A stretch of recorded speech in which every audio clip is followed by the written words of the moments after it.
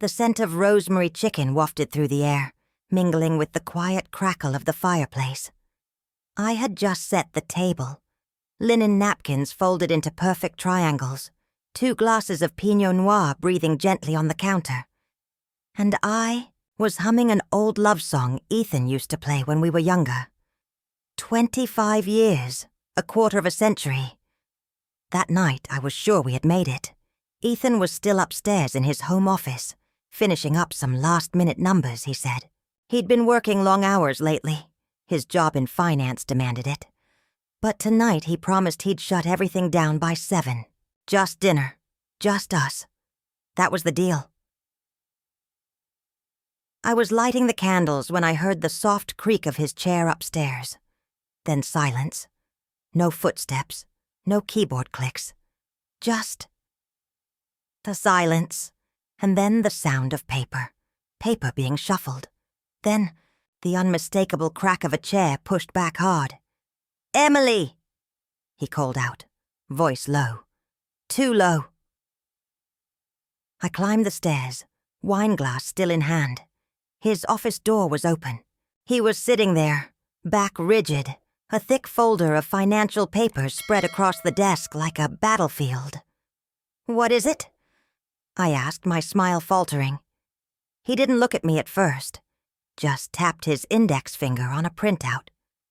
"Do you know where our retirement money has gone?" My breath caught. "What do you mean?"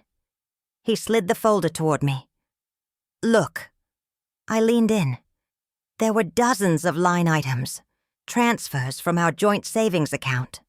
Small ones at first, then larger. Recurring. Familiar names appeared on the transfer list, over and over. Mom, Maddie, Luke, my mother, my sister, my brother. I shook my head. No, this doesn't make sense. Ethan, there must be a mistake. It's not a mistake, Emily, he said, voice sharp. I traced every single one of them. Over $200,000. Gone. Do you want to tell me how that happened? I opened my mouth, but no words came. My hands trembled. $200,000. The money we were saving for a cabin up north. The medical fund. Our future. I didn't know. I whispered. I swear I didn't. His eyes, usually kind, narrowed into something else. Something colder. Didn't know. Or didn't want to know. The silence between us wasn't empty. It was heavy, accusatory, a wall that had never been there before. I looked down at the page again, the names, the dates, the pattern. And somewhere deep inside me, a quiet voice asked the question I was too afraid to say aloud. Had I really not known, or had I been lying to myself all along? Before we jump in, tell us where you're tuning in from, and if this story touches you, make sure you're subscribed, because tomorrow I've saved something extra special for you. I didn't sleep that night. I sat at the edge of our bed, wrapped in my robe, staring at the drawer where we kept our old photo albums, the ones with birthday cakes, family trips, and Christmas mornings, each image now twisted by a question I couldn't ignore. How long had this been going on? And how much of it had I allowed without realizing it? At 6:17 a.m., I picked up my phone and called my mother. She answered on the third ring, her voice warm and casual, like nothing had changed. "Morning, sweetheart." I tried to keep my voice steady. "Mom, I need to ask you something. Please be honest with me. Have you been taking money from our savings account over the past few years?" There was a pause, a long one. Then she sighed. "Oh, Emily, it was just a little help here and there. You and Ethan are doing well. I thought you wouldn't mind." My chest tightened. "Over $200,000, Mom. That's not help. That's theft." "You don't talk to your mother like that." she snapped, instantly offended. You think I used it for myself? I helped your sister when she was drowning after the divorce. And Luke, you know he's had trouble holding down jobs. He needed support. We're family. Family takes care of each other. Family. I ended the call before I said something I couldn't take back. By mid-morning, I had spoken to Maddie and Luke. Neither denied it. Luke was furious. You and your rich husband act like you're above all of us. I just borrowed what you wouldn't miss. Borrowed? I repeated, stunned. You never even told me. Well, excuse me for not filing a loan application, he snapped, before hanging up. Maddie was quieter, her voice laced with guilt and defensiveness. I was going through a hard time, Emily. I was raising 2 kids on my own. Do you remember what that felt like? Yes, I whispered. I remember, but I didn't steal from you to get through it. She didn't respond.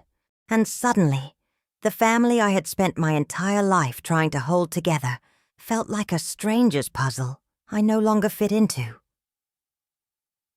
I returned home to find Ethan standing in the kitchen, suitcase on the floor. He looked exhausted, like someone who hadn't slept either. But not from pain. From betrayal. I talked to them, I said softly. They admitted it.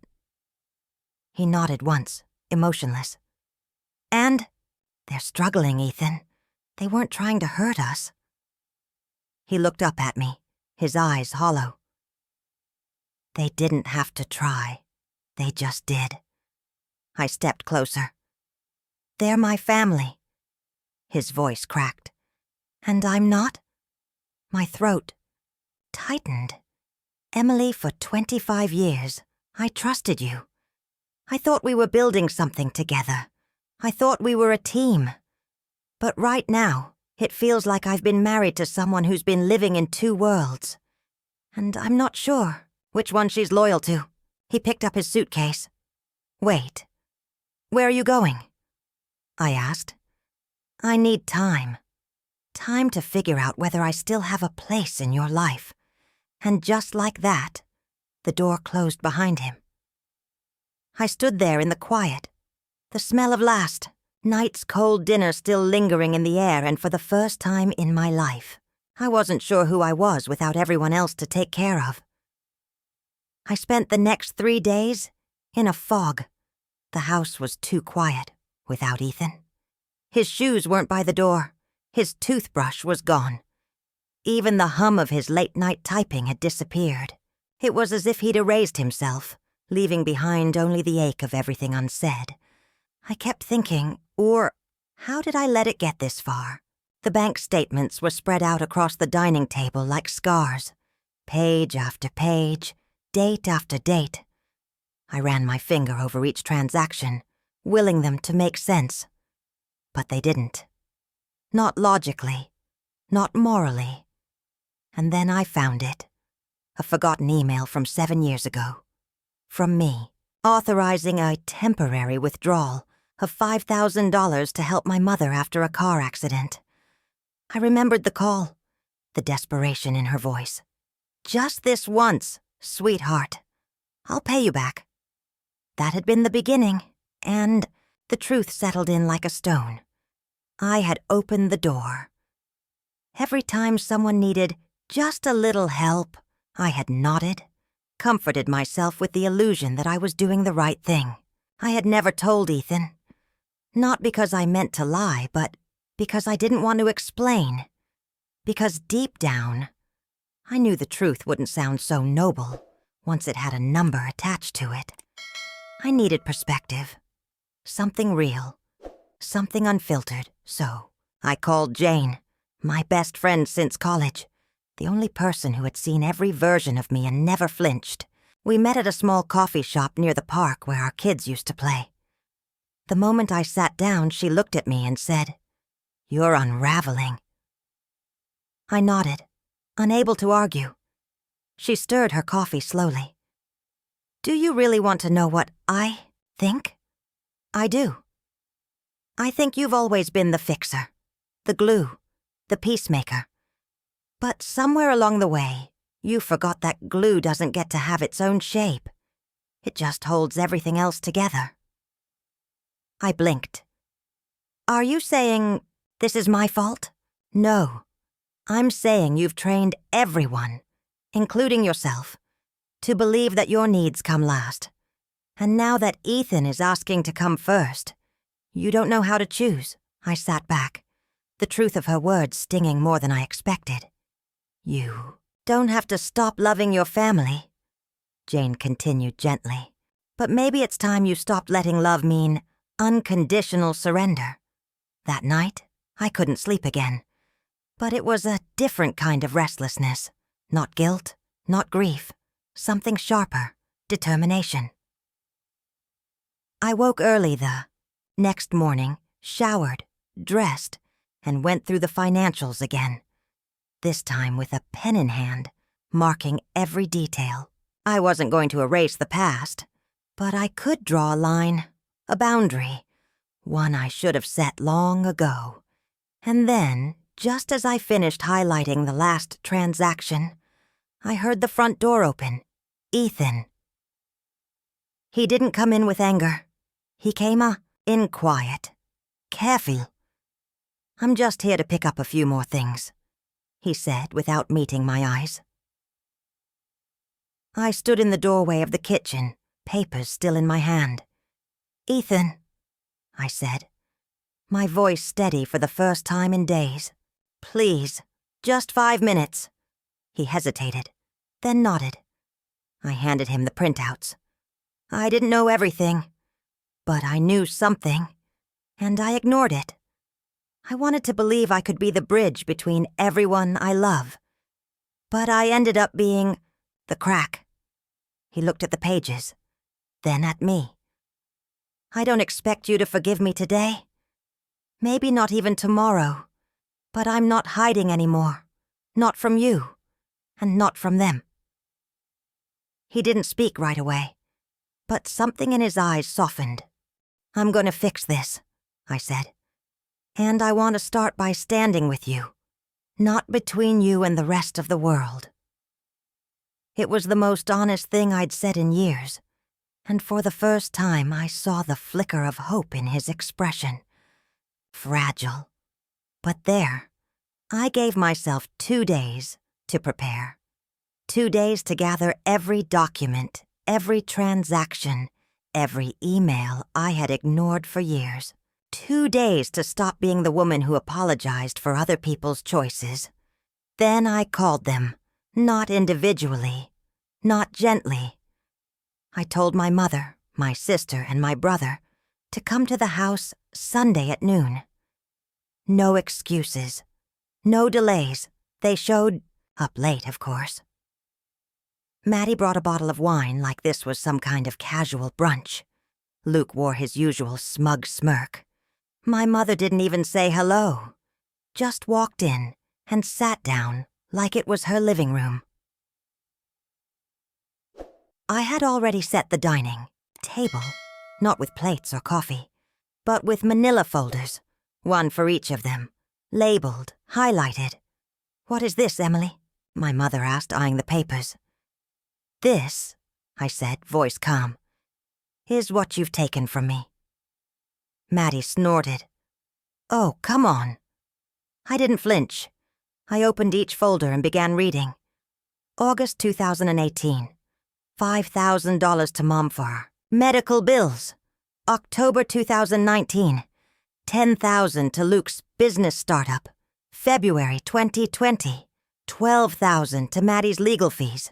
Do you want me to continue? Emily, this is ridiculous, my mother began. No, I said, cutting her off for the first time in my life. What's ridiculous is that none of you thought I'd ever notice, or that I'd ever say no.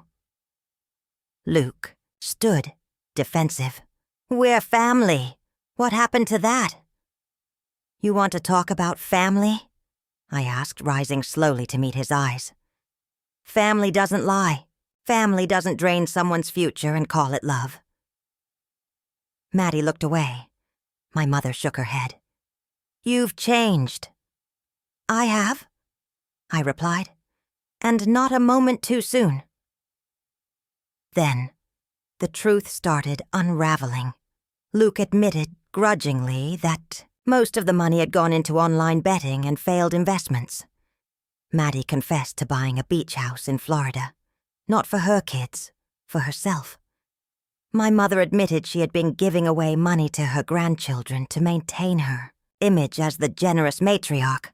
I wanted to scream, but I didn't. I just stood there, quiet, still, unmoving. Because for once they were the ones who had to face the silence.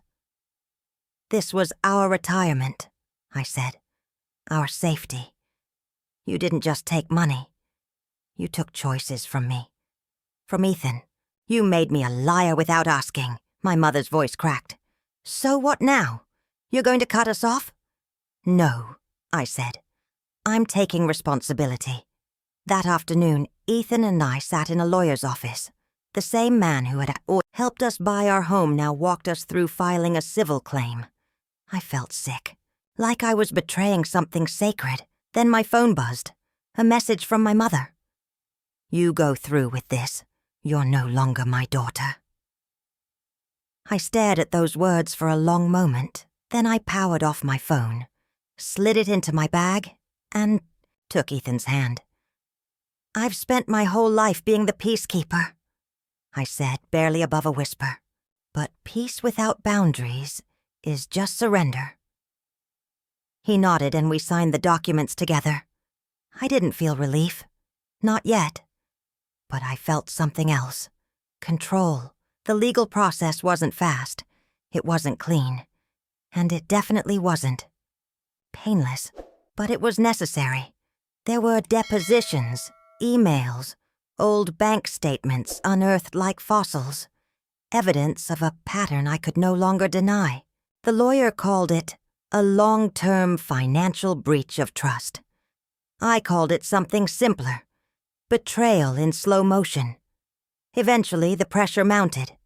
Luke was forced to sell his car and pull out of some reckless investments. Maddie put the Florida property on the market, though she called me crying the night it went up for sale, accusing me of ripping the family apart. I didn't respond. My mother? She never once showed up to mediation. Her lawyer handled everything. But on the day we finalized the agreement, I received a certified letter in her handwriting. "You've disgraced this family. Your father would have been ashamed. It was cruel. And it worked for about 5 minutes. Then I folded it up, tucked it into a drawer I rarely opened, and left it there with other things I didn't need anymore. The money came back slowly, not all of it, but enough to rebuild our retirement account, enough to start again. But healing with Ethan, that was slower. We went to counseling. At first, I hated every session. Sitting in that stiff beige room, answering questions like, "How did this make you feel?" When all I wanted was to move on. But somewhere around the 3rd week, something shifted. Ethan admitted he hadn't just felt betrayed. He'd felt invisible. "I always knew you loved them," he said. But I didn't realize how little room that left for me. I felt like I was married to a whole family, not a wife. That hit me harder than any accusation ever could. I was trying to hold it all together, I whispered. "And I didn't see that I was leaving you behind in the process. We started rebuilding from that place. Honesty, not guilt. Accountability, not blame. We overhauled our finances, created a joint app where we could both see every transaction. No more secrets, no more, just this once. And in that process, something unexpected happened. We started laughing again. Not like before, not light and breezy, but the kind of laughter that comes from knowing someone has seen your worst. and stayed. 1 year later, on a crisp autumn evening, we sat in the same restaurant where we'd celebrated our 25th anniversary, the one that ended in silence and confusion. This time, we clinked glasses with quiet pride. "I'm proud of you," Ethan said. I smiled. "I'm proud of us." As we walked out, coats wrapped tight, we passed a corner booth near the window. That's when I saw her, my mother, alone. She was eating slowly, her hands shaking slightly, as she reached for her water glass. For a moment, our eyes met. Neither of us moved. Then, I don't know why, I walked over. I stood at her table, heart pounding, unsure what to say, but the words came. "I don't know if we can ever go back, but I do know I don't want to live the rest of my life full of bitterness." She didn't respond, but I saw it, the flicker, the sting in her eyes, the regret that came too late, but came all the same. I turned back, and Ethan was waiting for me by the door. He reached for my hand, and this time, I didn't look back. 1 year later, our life looked different, but not smaller. The cracks were still there, if you looked closely. But we didn't cover them up. We planted things in them. New routines, new rules, new respect. Ethan and I had downsized our plans, postponed early retirement, and picked up small consulting jobs to rebuild what had been lost. And yet, we were lighter, calmer, more connected. We talked more now, about everything.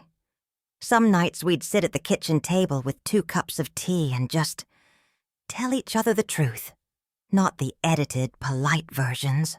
The whole thing, even when it hurt. And it did hurt, still. Especially when we got the invitation to Maddie's daughter's graduation party and I hesitated. "Do I go?" I asked Ethan. "That's your decision," he said gently. I went.